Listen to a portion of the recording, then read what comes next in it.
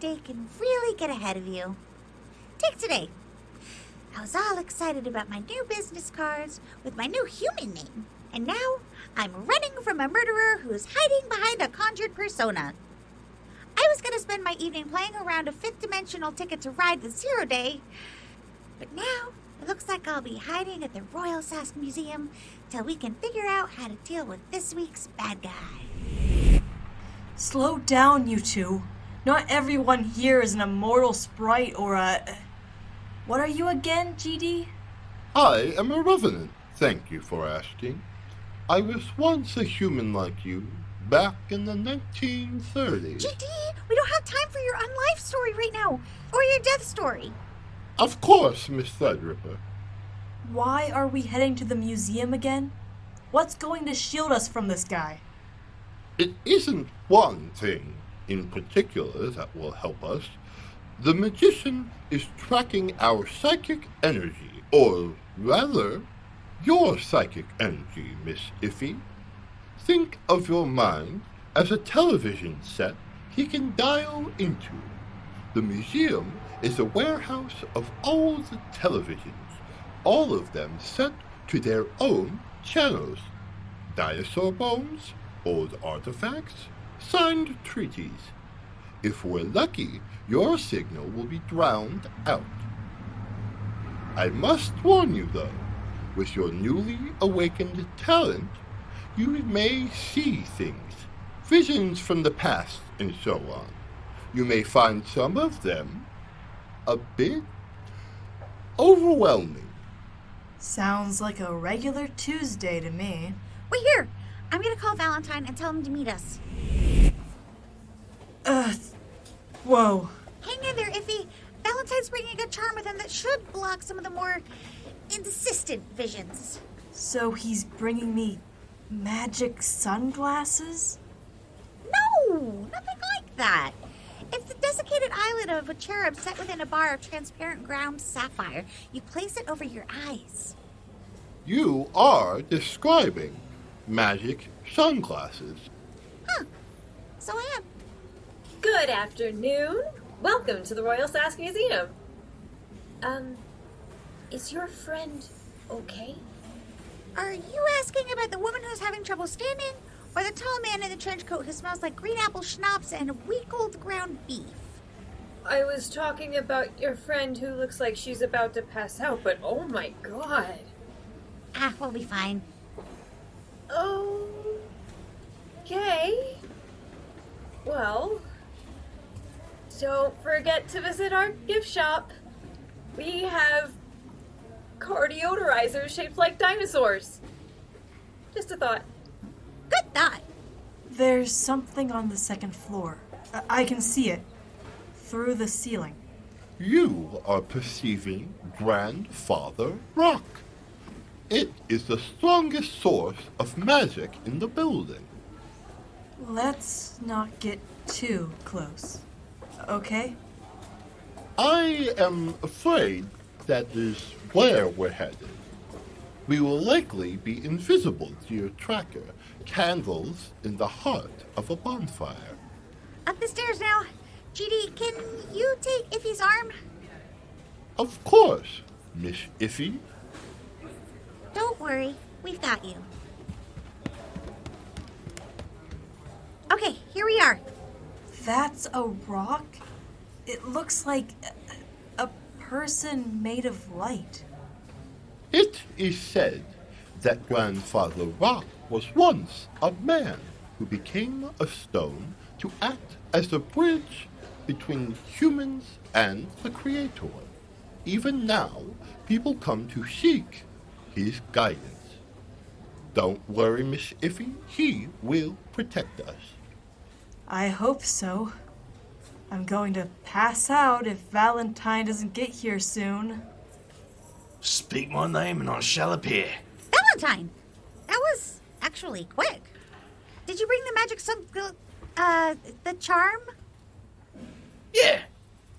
I had to promise Anne that I'd bring it back, though, so don't juggle with it or strap it to the soles of your shoes. Thank you. Much, much better. Huh. Grandfather Rock looks annoyed somehow. Yeah, I get that reaction a lot. Would someone care to catch me up on what's happening? There's a pretty freaked out museum worker at the front desk. Thanks to Effie's abilities, we found the killer, and he's a powerful street magician. Now, we're using the psychic energy of the museum as camouflage. We cracked the case already? Jimmy will be pleased to get the news. Yeah, I don't think so. Oi, Jimmy! We got a break in your case already! Wait, did you bring him? He offered me extra for a bit of bodyguarding. I'm not about to turn down an honest day's work. Or at least an honest day's paycheck. Besides, if you found the killer, this is the safest place for him. Unbelievable. You solved my case? Wow, you guys are good. Why does everyone look so unhappy? Valentine! You shouldn't have brought him here. Why not? Because it's Jimmy. Yeah, I know that's Jimmy. No, I mean, Jimmy is the killer. What? Our client murders people, has a mental rupture, and thinks that he's dreamed it. Along with a split personality and all. I know we just met him, but it sounds a bit more like a Time Storm novel than an actual person. He's not an actual person. Jimmy's a cutout. What?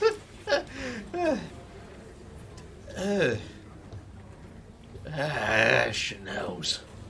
Am I missing something? Jimmy. Valentine doesn't get to finish his sentence. A surge of magic fills the room, vibrating the walls with its intensity.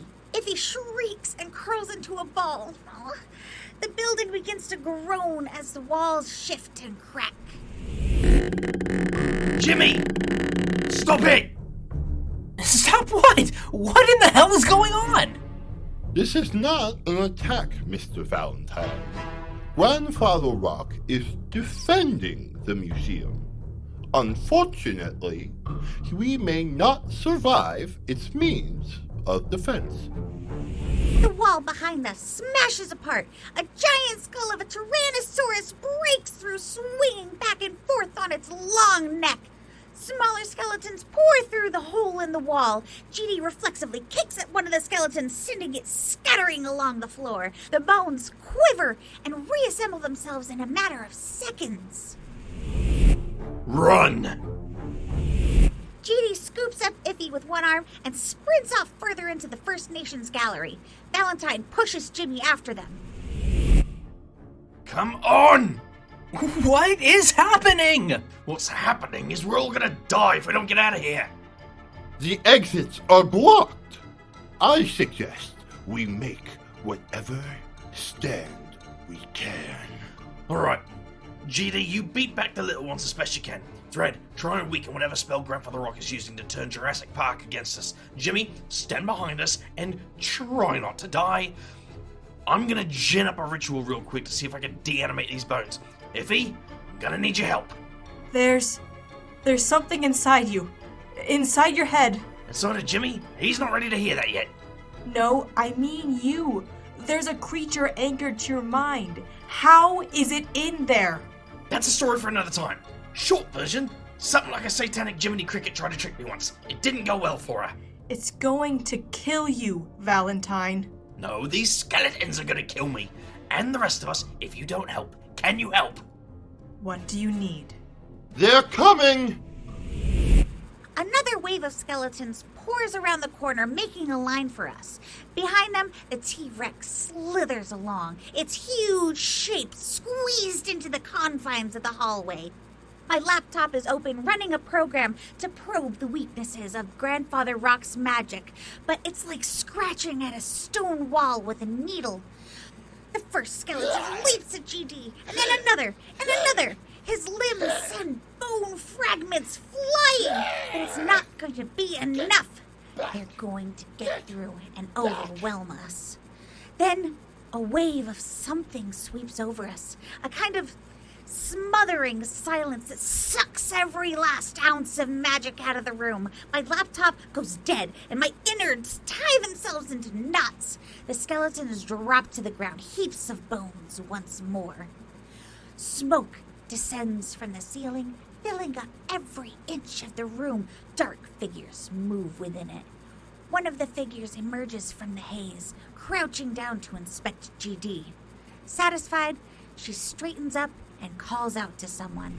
It's all clear, ma'am. Madeline? Mr. James Petrosky? Yes? Wow, you have the most stylish tactical gear I've ever seen. Not that I've seen much of it at all. Mr. Petrosky, under the Queen City Supernatural Accords, I am placing you under confinement. You can't do that to me, can you?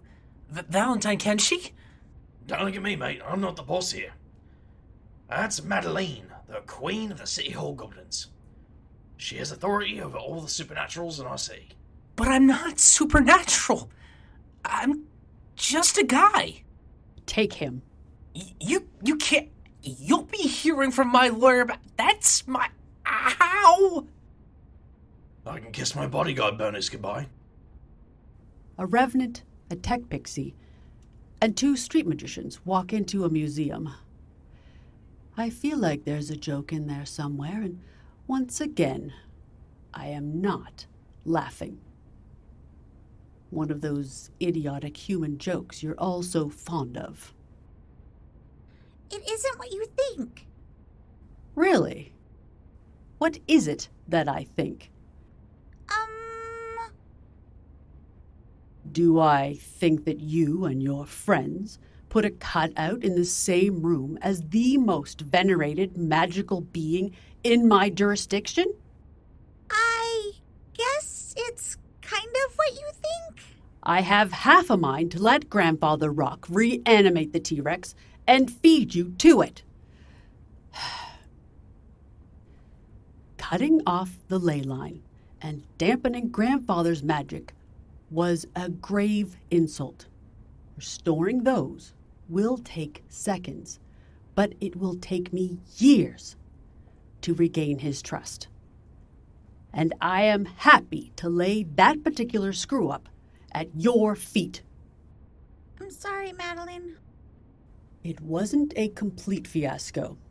You led us to the cutout after all. He calls himself Jimmy. I don't care what that thing calls itself. What are you gonna do with him? We can't undo a cutout spell. So we'll lock Mr. Petrosky away in the tunnels, keep him there until he grows old. You're going to wait for him to die of old age. If I may, Queen Madeline, the magician hiding within Mr. Petrosky will likely hold out for a long time, perhaps years. It would be extremely cruel to let Mr. Petrosky suffer for crimes he did not commit. Look, let me talk to him. Maybe I can explain the situation in a way he'll understand. Understand? As far as I know, the only way to break the spell is to persuade the cutout to give up his hold on the world. I just think he should be given a choice in the matter. Even if the only choices are bad ones. Very well. I will let you talk with him, for all the good it'll do. Hey, Jimmy. How you keeping? I don't know. You tell me. Ever been dragged away and held in a goblin prison? Can't say I've paid enough to have the pleasure. More than once, at least. But that was a misunderstanding. Is there anything we can get you? Clothes? Books? What are you talking about? Yesterday, I'm eating a yogurt cup at my desk. Today, I'm here. None of this makes sense. I just want out. I want my life back. Please. Yeah, about that. Valentine, be gentle, okay? Right. Listen. You've probably heard people talking about a cutout. The words come up a few times. Let me tell you something about street magicians. We've always been a shifty bunch, but over the centuries, we've developed a code. Most things are up for grabs, but we have a few rules. Don't possess a living body, don't raise the dead for the purposes of gambling, that sort of thing. For the purposes of what? Long story.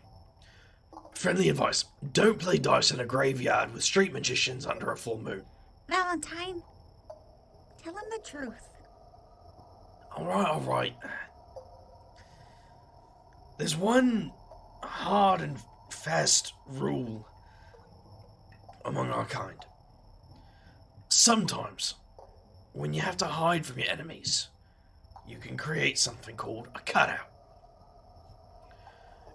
It's a magical disguise, but you're disguising yourself behind an entire person. You invent a few details, create a life story, and then you retreat. You jump into a hole and pull the hole in after you. The cutout lives their life, never knowing that they're just a hastily assembled story. Then, one day, when the threat is past, the magician pops back out. And when the magician pops back out, what happens to the cutout? What do you think happens? There's a reason it's been banned among us. They've served their purpose. And you're saying I'm a cutout? That's what I'm saying. Someone invented me, and now they're using me as cover. Pretty much. Well, that's ridiculous. I know who I am. Of course you do. I have a life, a job, a family. This makes no sense. Of course it doesn't. What are they gonna do to me? Nothing. They're going to keep you here. For how long? Until the magician comes back. And how long will that be? I don't know, mate. It could be an hour from now. It could be decades. When you make a cutout, you don't age. You can observe the outside world, but you're suspended outside of time. He could hold out for decades. So, I might be in here for the rest of my life. Looks that way. If they're convinced I'm someone else, why don't they break the spell and let him out? Maybe that could save me? That's the rub. We can't undo the spell from the outside. The magician takes the door, the lock, and the key with them. No one can reach them. Except you. What? The cutout can undo the spell. The cutout can... Oh. You want me to let him out? I don't want that, Jimmy. I just want you to understand what this means. If I do this, can you work some kind of magic? Something to save me? Jimmy, I like you. I really do. You're a stand-up guy. But there's nothing to save. You're a slip of paper an inch from the fire. One breath in the wrong direction, and you're ashes. I'm doomed. Is that it? Either I spend my life in a prison with the death sentence hanging over my head, or I do it myself. Those are your choices. I'm so sorry. This can't be real. My family won't even know what's happened to me. Jimmy, you don't have a family. No. I have an ex-wife. I met Lorene in college. Michael, he's 12. Sarah, 9 years old. Okay. Okay, Jimmy, I'll tell you what. Here's my phone. Call your ex-wife. Valentine? I don't know what else to do, Thread. Jimmy? What would I tell her? Hi, honey, I'm in a secret magical prison because it turns out I'm not a real boy. Tell her whatever you want. Tell her you're sorry. She's probably at work right now. Call her at work. Come on, just let me go home. It's a joke, right?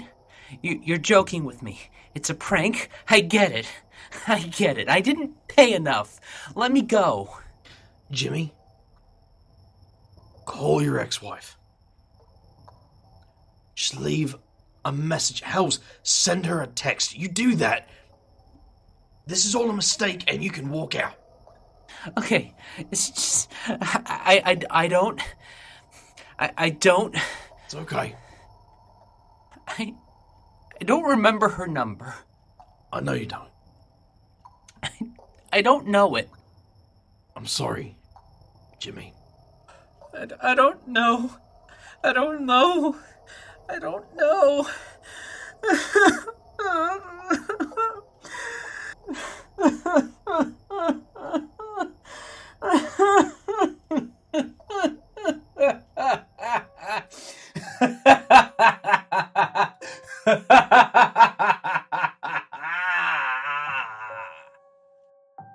Good job, Valentine. Good job indeed. Oh, I see we've dropped the mask. Yes, that was excruciating. Jimmy was the most boring persona I have ever created. Do you know what he did for fun? He played Monopoly against himself and lost.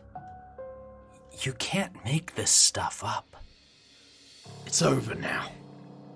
We got you. I've been in plenty of prisons. This one is far from the worst. So who are you anyway? Let's just say I'm a friend of the family. I've known your bloodline since the early days. I spent some time with Prospero in Sardinia, not long after he stole his magic. He talked a lot about you, Ariel. Don't answer that name anymore. You tech pixies. Always so sensitive about your past identities. I like your human name. Teresa Draper. In all my years, I never met a pixie who made their own name before. And me, I do it all the time. That's how I hang on to my youthful complexion. You don't change your name. You murder people. Oh, yes. Blood magic is very squishy work. Oh, you meant the cutouts, didn't you? I never kept count of them. You are vile. I've met monsters and abyssal demons, but none of them compare to you. Even creatures like Sycorax knew what it meant to bring someone into this world. Sycorax? Oh, there's a deep cut. She's not done with you two, by the way. I'd be on the lookout for her. Okay, you've established your bona fides. I really don't care that you know my history. Why are you here now? Oh, it was a chance to meet Finn Valentine, illustrious heir to the mantle of the thief, first street magician granted a place in the Accords. You are getting famous. And I have to say, I'm impressed. Big talk coming from you. I'll try not to be offended. Oh, come on, give yourself some credit. I've made plenty of cutouts over the centuries, but I've never seen someone talk one into killing himself. That's not what I did. That is exactly what you did. I watched you do it through Jimmy's sad little eyes, and it was thrilling. Led him to the cliff and pointed the way over the edge. I wasn't about to let him suffer. I know. Your compassion was your greatest weapon, Valentine. All you need to do truly terrible things is be just a little good, which makes it so much worse. You want to see suffering? I'm going to make sure you never get out of here. You're going to be my life's work, you bastard. I'll bind you to the earth, sink you into the floor, and leave you to scream out the rest of your miserable life. Oh, yes, Valentine. Bind me. You know all about that, don't you? I see the demon you have chained up inside you. She's biding her time, but soon enough, you'll discover the most basic truth about jailers and prisoners. And what's that? That ultimately, there's no difference between the two. The day you forget that is the day you'll wake up chained to a wall. We're done here. Allow me to demonstrate the difference between a prisoner and a jailer. Thread, let's go. Don't be a stranger, Valentine. I bore easily.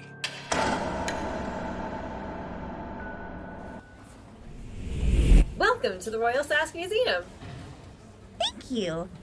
Madeline's crew did a good job repairing the damage. They fixed the displays, patched the walls. I think they even wiped the employee's memory. It'll be a while before I can relax around a skeleton. Creepy little buggers. Those old cartoons made them seem so jolly, too. I think I owe Iffy an apology. She wasn't ready for that level of magic. No one's ever ready for it, Thread. You stumble into it, and afterwards you're a different person. For better or worse. I guess so. What are we doing here, Thread? I wanted to see it for myself. The damage we did. I needed to see it whole again. It's not on you, Thread. Maybe a little bit on me. I'm the one who brought Jimmy to the museum. But it is, Valentine. That magician created Jimmy, wound him up like a doll, and sent him walking straight into our office. He knew we'd uncover the truth and that it would lead us into that interrogation room. He wound us all up and let us loose. In the end, we did exactly what he wanted. We did the best we could, Thread. Our best isn't good enough. Why are we out there helping people when someone can come along and just play us like that? Look at these dinosaurs. This T-Rex skeleton is 165 million years old. Think about that number for even a moment. Do you think the dinosaurs imagined that one day alien creatures would dig them up and put their bones on display? I doubt they thought about much. What about us? 150 million years from now, will some other race of beings come along and find our remains? Imagine your bones in a case behind glass with a little plaque. What would the plaque say? I know what I'd like it to say. Here's the skeleton of an average human being. Evidence suggests he was a bit of a wanker, but he did his best. That's what I'd like history to remember. If I'm still around, I'll make sure that's on your plaque. Yeah, I can always count on you, Thread. You have been listening to The Graveyard Tapes, The Cutout, Part 2. Written by Aidan Morgan. Edited by Dustin Gray, Angela Dumalog, and Nikki Ewart. Edited and produced by Brianna G. Featuring Rick the Whitebird as Threadripper, Chase Hunter as Valentine, Taylor Humane as Iffy, Patrick Mendelson as Jimmy Guy Petrosky, Nikki Ewert as Madeline, and Zachary Tuttle Robb as the Great Dead Detective.